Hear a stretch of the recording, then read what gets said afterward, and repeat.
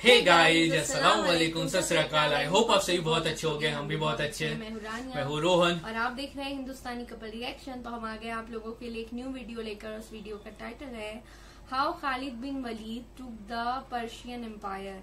देखते हैं ये वीडियो कैसे होने वाली है। आप लोग भी इस वीडियो को लास्ट तक जरूर देखना। गाइस, कोहिस्तानी भाई के चैनल से ये वीडियो लिया गया है और बहुत बेहतरीन ये और मतलब डिटेल्स के साथ वीडियो बनाते हैं। सो बहुत आप लोगों का रिक्वेस्ट भी आ रहा था। सो फाइनली आप लोगों के कहने पे लेके आ गए। तो इस वीडियो को लास्ट तक के देखने की कोशिश करना है, शेयर जरूर करना। तो स्टार्ट करते हैं बिना किसी टाइम वेस्ट के। रसूलुल्लाह सल्लल्लाहु अलैहि वसल्लम की वफात के कुछ ही अरसे बाद ऑलमोस्ट पूरे अरब ने पहले खलीफा अबू बकर रज़ियल्लाहु अन्हु के खिलाफ बगावत का ऐलान कर दिया। लेकिन अबू बकर रज़ियल्लाहु अन्हु ने बहुत तेजी से इन सारी बगावतों को अपने जनरल खालिद बिन वलीद की लीडरशिप में क्रश कर दिया। नाउ एक बार फिर पूरा अरब मदीना की गवर्नमेंट के अंडर बिल्कुल यूनाइट हो चुका था। अब यहाँ से स्टोरी थोड़ी मुश्किल होने वाली है। इस्लाम सिर्फ अरब का नहीं बल्कि एक ग्लोबल रिलीजन बनने की तरफ जा रहा है और मुसलमान दुनिया की सबसे बड़ी सुपर पावर बनने वाले हैं। तो अबू बकर रज़ियल्लाहु अन्हु की सारी बगावतों को क्रश करने के बाद पूरा अरब अब उनके कंट्रोल में था। लेकिन अरब फिर भी एक डेजर्ट था और बहुत ही गरीब इलाका था। और पूरा अरब यूनाइट होने के बाद भी एक सुपर पावर नहीं बन सका। असल सुपर पावर अरब से बाहर रोमन और पर्शियन एम्पायर थी। ये दोनों एम्पायर्स दुनिया की बहुत बड़ी और बहुत पुरानी एम्पायर्स थी।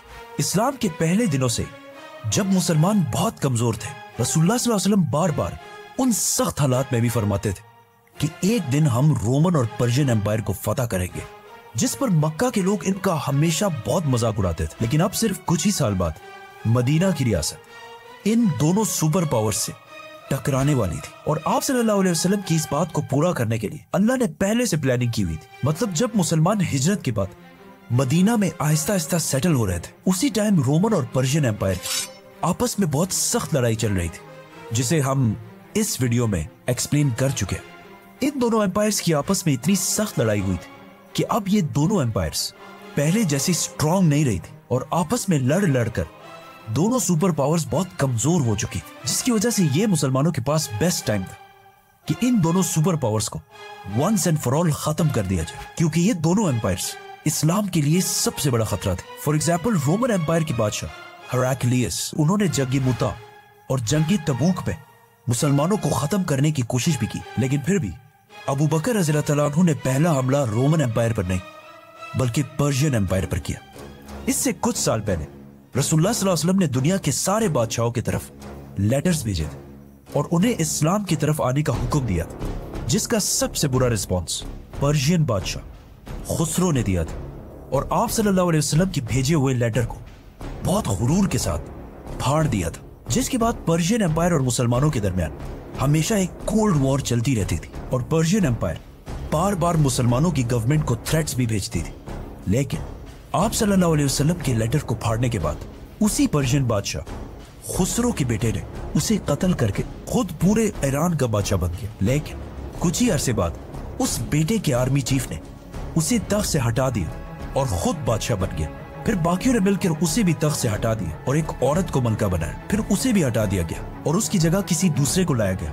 फिर उसे भी हटा दिया गया। मतलब बिल्कुल थोड़े से अरसे में ईरान के 10 बादशाह बदले गए। इस सब की वजह से ईरान की गवर्नमेंट बाकी दोनों के मुकाबले में बहुत कमजोर हो चुकी थी। जिस तरह अगर आज हमारे मुल्क को देखा जाए तो पिछले कुछ ही सालों में पाकिस्तान में 7-8 प्राइम मिनिस्टर्स को थोड़े थोड़े अरसे के बाद बदला गया है। और in the same time India और बांग्लादेश में एक ही लीडर रहा है, जिसकी वजह से पाकिस्तान इन दोनों कंट्रीज से बहुत पीछे रह चुका है। उसी तरह पर्शियन एम्पायर भी अपने लीडर्स के बार बार चेंज होने की वजह से बहुत कमजोर हो चुका था। और इस बात का मुसलमानों के लीडर अबू बकर रज़ियल्लाहु अन्हु को बहुत अच्छी तरह पता था। इसीलिए बगैर कोई टाइम वेस्ट किए उन्होंने 2 बड़े फैसले किए कि पर्शियन एम्पायर पर हमला करने वाली फौज में सिर्फ और सिर्फ वो मुसलमान होंगे जो खुद इस जिहाद के लिए वॉलंटियर करें और जो ना लड़ना चाहे वो ना लड़े।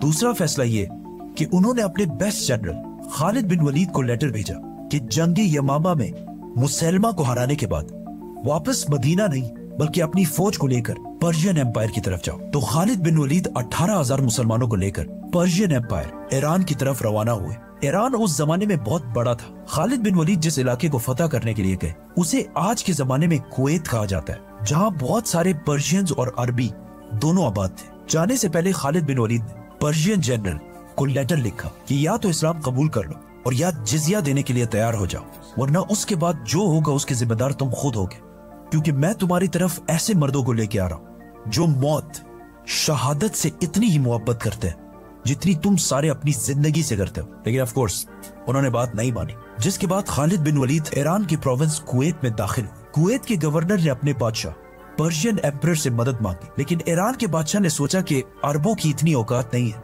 कि वो द ग्रेट पर्शियन एम्पायर से लड़ सके, तो उन्होंने मुसलमानों की फौज को इतनी अहमियत नहीं दी और अपने गवर्नर की एक्स्ट्रा फौज के साथ मदद नहीं की। सुपर पावर पर्शियन एम्पायर के बादशाह ने मुसलमानों को उसी तरह लाइटली लिया जिस तरह 9/11 के बाद सुपर पावर अमेरिका ने अफगानिस्तान को लिया था और 20 साल जंग के बाद भी बहुत बुरी तरह हार गए थे। ईरान कोई छोटी सी एम्पायर नहीं थी, बल्कि पिछले हजारों साल से दुनिया की सबसे बड़ी सुपर पावर्स में से एक थी, जिसकी लड़ाई हमेशा वेस्ट में रोमन एम्पायर के साथ होती रहती थी। और अरब की पिछले हजारों साल से कभी भी इतनी हिम्मत नहीं हुई थी कि वो पर्शियन एम्पायर के सामने सर उठा सके, क्योंकि इस्लाम से पहले अरब कभी यूनाइट हुआ ही नहीं था। ईरान के बादशाह की इस गलती से मुसलमानों को बहुत ज्यादा फायदा हुआ और 18,000 मुसलमान फुल स्पीड कुवैत के पहले शहर कजीमा की तरफ रवाना हुए।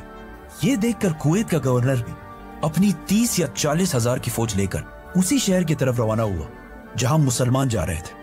लेकिन जैसे ही उनकी सारी फौज वहां पहुंची, उन्होंने देखा कि मुसलमान इस सिटी नहीं बल्कि एक दूसरी सिटी हुफैर पहुंच चुके हैं।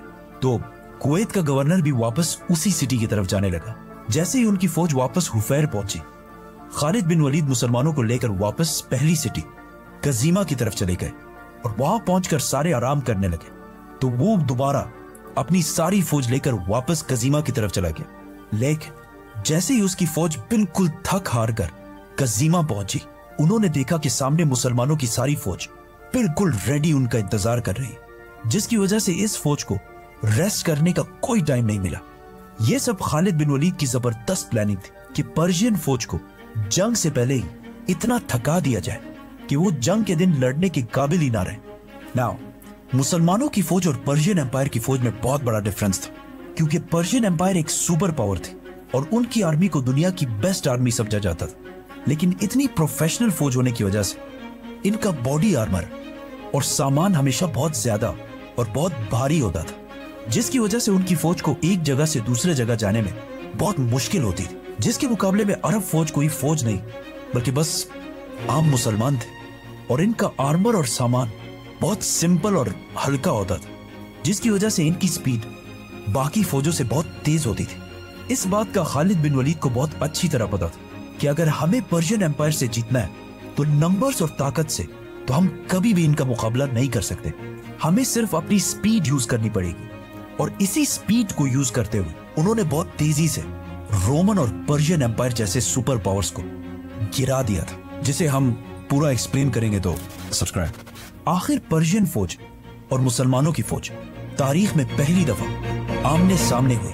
सबसे पहले ईरान के जनरल अपनी फौज से आगे बढ़े और मुसलमानों के जनरल खालिद बिन वलीद को अकेले लड़ने का चैलेंज दिया, जिस पर पर्शिया की आर्मी जोर जोर से नारे लगाने लगी। लेकिन उन सारों ने देखा कि मुसलमानों की फौज से ऑलमोस्ट 7 फुट का आदमी तलवार लेकर उनकी तरफ बढ़ रहा है, क्योंकि बॉडी के लिहाज से खालिद बिन वलीद को हजरत उमर का ट्विन समझा जाता है। मतलब कहा जाता है कि जब वो घोड़े पर बैठते थे तो उनके पैर ऑलमोस्ट जमीन को टच कर रहे होते और हजारों लोगों के क्राउड में अपनी हाइट की वजह से आसानी से दिख जाते थे। खालिद बिन वलीद रज़ी अल्लाह तआला उस पर्शियन जनरल से लड़ने गए, लेकिन पर्शियन फौज से अचानक 2 लोग आकर अपने जनरल के साथ मिल गए। लेकिन फिर भी खालिद बिन वलीद ने सिर्फ एक और मुसलमान की मदद के साथ इन तीनों को खत्म कर दिया और इसी के साथ दोनों फौजों ने हमला कर दिया। पहले जंग थोड़ी सख्त हुई, लेकिन पर्शियन आर्मी बगैर किसी जनरल के लड़ रही थी और सामने मुसलमान इंसानों की तारीख के सबसे बड़े जनरल्स में से एक खालिद बिन वलीद की लीडरशिप में लड़ रहे थे, जिसके बाद मुसलमानों ने उन्हें क्रश कर दिया और ये सारा इलाका फतह कर लिया। पर्शियन बादशाह ने मुसलमानों की तरफ एक और फौज भी भेजी, खालिद बिन वलीद, और मुसलमानों ने उन्हें भी खत्म कर दिया। और इस तरह ईरान का बहुत इंपॉर्टेंट प्रोविंस कुवैत अबू बकर रज़ी अल्लाह अन्हु के कंट्रोल में आया और पहली बार इस्लाम अरब से निकलकर एक ग्लोबल रिलीजन की तरफ जाने लगा।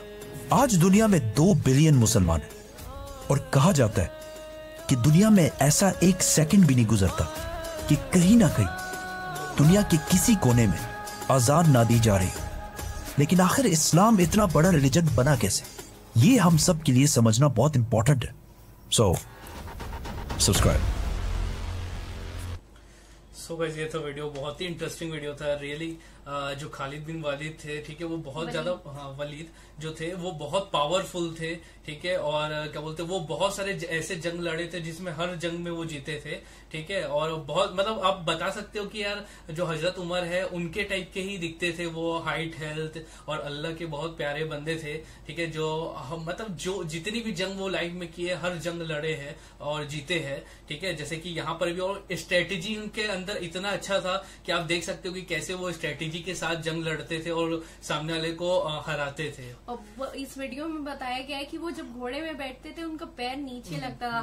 मतलब इंसान पहले ही डर जाता है ना देख के कि इतना लंबा चौड़ा ताकतवर इंसान आ रहा है, तो दूसरी जो आर्मी होती थी वो तो वैसे ही डर जाती होगी। और सबसे मेन चीज ये है कि जो इनका जो फेथ था वो सबसे जरूरी था, कि जो सामने वाली जो मतलब जो पर्शियन थे वो लोगों का क्या था कि उनको जो दुनिया से जितना प्यार था अपनी जिंदगी से, तो वैसे ही खालिद बिन वलीद ने क्या बोला कि जो मैं जो आर्मी लेके आ रहा हूँ, जो मुस्लिम थे उनका ऐसा फेथ था कि वो भले शहीद हो जाएंगे लेकिन उनको वहां पे लड़ाई ही करना था। उनको अपने मतलब जिंदगी का कोई फिक्र नहीं था, वो सिर्फ जंग करना चाहते थे और जीतना चाहते थे। तो ये सारी चीजें और सबसे मेन स्ट्रेटेजी, और जिसके साथ क्रिएटर हो तो वो कैसे हार सकता है। तो ये एकदम परफेक्ट वीडियो था, बहुत कुछ जानने को मिला। और मैं ये सुनी हूँ कि ये शायद इनको ये भी बोला जाता है कि ये अल्लाह की तलवार है। तो आप लोग कमेंट में बताना और इनके बारे में और भी चीजें बताना। सो गाइस, ये सब वीडियो आप लोगों को कैसा लगा जरूर कमेंट बॉक्स में कमेंट करके बताना। इस वीडियो को ज्यादा से ज्यादा लोगों तक शेयर करना, और अगर आप इस वीडियो पे न्यू होगे तो इस वीडियो को लाइक कर देना, चैनल को सब्सक्राइब करके बेल नोटिफिकेशन ऑल पे सेट कर देना। मिलते हैं नेक्स्ट वीडियो में, तब तक के लिए बाय, लव यू गाइस।